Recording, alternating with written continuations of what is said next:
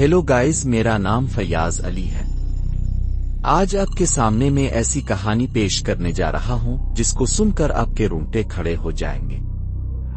कहानी का आगाज करने से पहले आपसे दरख्वास्त है कि चैनल को सब्सक्राइब कर लें और बेल आइकन को जरूर दबाएं ताकि आने वाली हर नई वीडियो की नोटिफिकेशन आप तक सबसे पहले पहुंचे।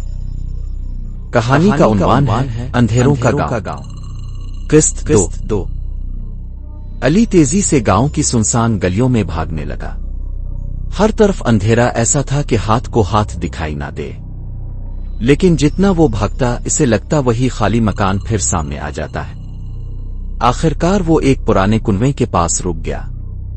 कुनवा सूखा हुआ था मगर इसमें से ठंडी हुआ और सरगोशियों की आवाजें आ रही थीं। हमें बचाओ, हमें निकालो। अली पीछे हटा तो अचानक एक बूढ़ी औरत सामने आ खड़ी हुई। इसकी कमर झुकी हुई, आंखें अंदर को धंस चुकी थीं। इसने कांपती आवाज में कहा, बेटा, यहां से फौरन निकल जाओ।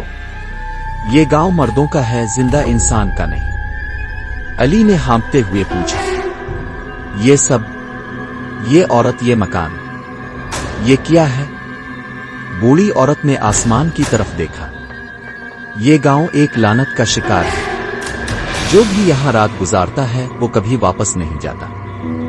अली के हल्क में कांटे पड़ गए। फिर मैं क्यों अभी तक जिंदा हूं?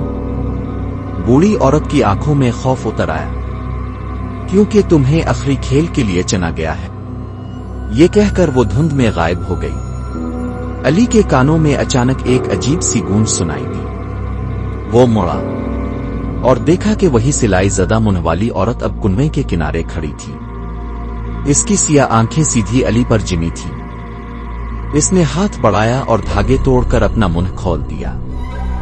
अंदर से खून नहीं निकला बल्कि दर्जनों चीखों की आवाजें एक साथ बाहर आईं। सिलाई ज़दा मुंह वाली औरत के खिले दहाने से निकलती आवाजें पूरे गांव में गूंज रही थीं, जैसे सो मरे हुए लोग एक साथ चीख रहे।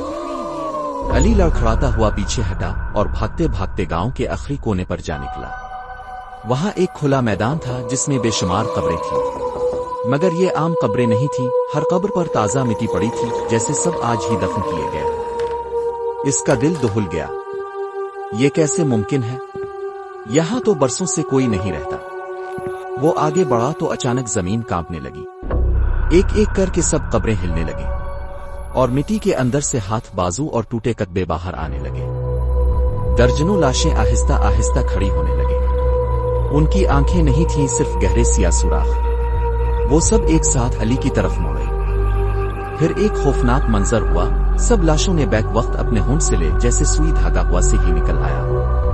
उनके मुंह बंद होने लगे, बिल्कुल वैसे ही जैसे इस औरत के थे जिसे अली ने पहले देखा था। और सब एक साथ खोखली आवाज में बोले, ये गांव अंधेरों का है और अब तुम भी हमारे साथ रहोगे। इसी लम्हे अली ने महसूस किया कि इसके अपने होंठ भी खुद ब खुद जाने लगे।